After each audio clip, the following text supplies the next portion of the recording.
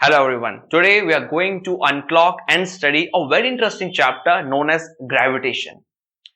Have you ever wondered how you are able to ride a bicycle on the road, maybe on a bumpy road? How you are able to swim? India is known as the land of rivers. Have you ever wondered how it is possible that rivers are flowing on this planet, on the proper surface? Have you seen the movie Interstellar Gravity, in which astronauts they fly here and there in the space shuttle, isn't it? In a haphazard way. All these phenomena are being explained by a secret phenomena known as gravitation. So if you'll ask me, sir, what is gravitation? Gravitation is the force due to which each and every object attracts each other. So once upon a time, you already know this legend. There was a legendary scientist known as Isaac Newton. It was the era of 1665 and the whole world was under lockdown because of the outbreak of plague. So Sir Isaac Newton was busy sitting under the apple tree, and you already know what happened after that. An apple fell on the head of Isaac Newton. He probed, investigated and discovered that there is something known as gravitation. And then mathematically he formulated the law of gravitation, which is also known as the Newton's law of gravitation, also known as inverse square rule, which states each and every planet in this universe, not world, in this universe, whether celestial or terrestrial, attracts each other with a force, number one, which is directly proportional to the product of the masses and inversely proportional to the square of the distance between them. And you know what is the great thing? And the force acts between the body along the line joining the center of the two masses. This is known as the universal law of gravitation. So in this manner, F is directly proportional to m1 m2 by r square or d square. Obviously, if you will remove the continuity, there would be a constant capital G. Now this is really very much important, interesting. Newton gave Newton's law of gravitation, but he could not calculate the value of capital G.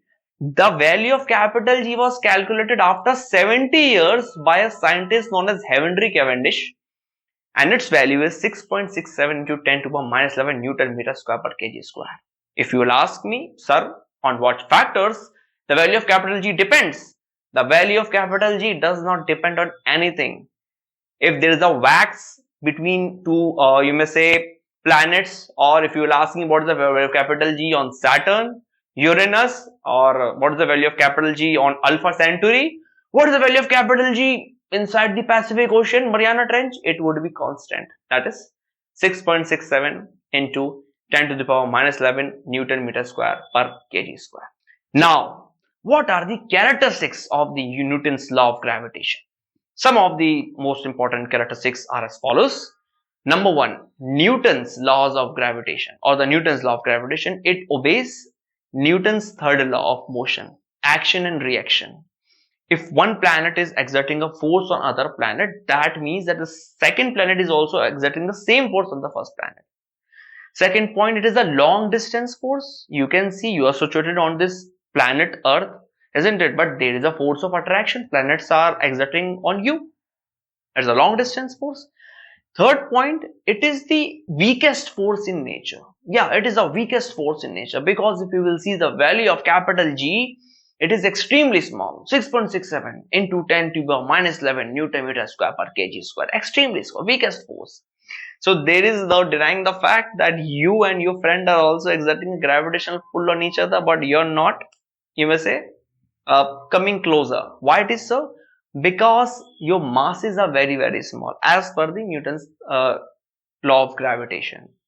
Newton's law of gravitation is observable when the masses are very, very huge, m1 dot m2 in the case of sun, in the case of earth, isn't it? The mass of earth is 6 into 10 to the power 24 kg. You can imagine now. Now, what is the importance of Newton's law of gravitation? It is the force which binds our atmosphere, isn't it, around the earth. It is the force because of which this high tides, low tides that takes place. It is the force because of which all the planets revolve around the sun and the moon revolves around the earth. I hope you have understood well the Newton's law of gravitation.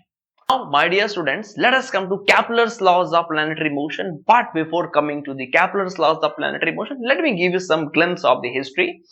Ptolemy was the first scientist who said that the Earth is situated at the center of the, you may say, solar system, and all the planets revolve around the Earth. It was known as the geocentric model. Geo means Earth. But this thing was discarded by another great scientist known as Copernicus, who said or proposed that Sun is situated at the center of the solar system. This theory was known as the heliocentric theory. Helio means sun. After that, what happened? There was another legendary scientist known as Tycho Brahe. He was the only scientist who observed, or who saw Jupiter by naked eyes. He made a very big observatory. He was busy in his calculation. So he had one of his assistants known as Jonas Kepler. So yes, Jonas Kepler was the assistant of Tycho Brahe.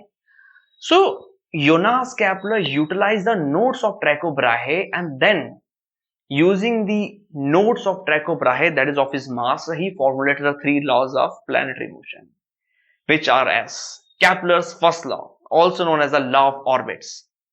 Each and every planet revolves around the sun in an elliptical orbit, with sun situated at any one of the two foci.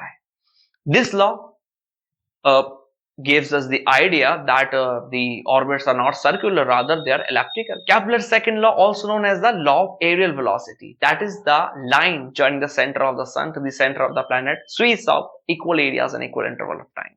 It means aerial velocity is constant.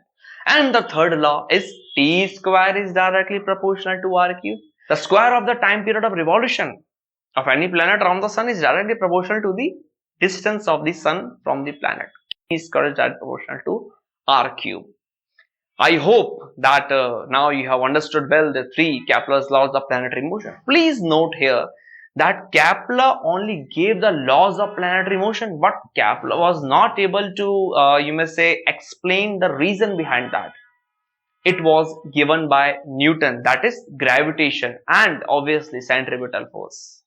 I hope you enjoyed this session. Have a very good day. Thank you.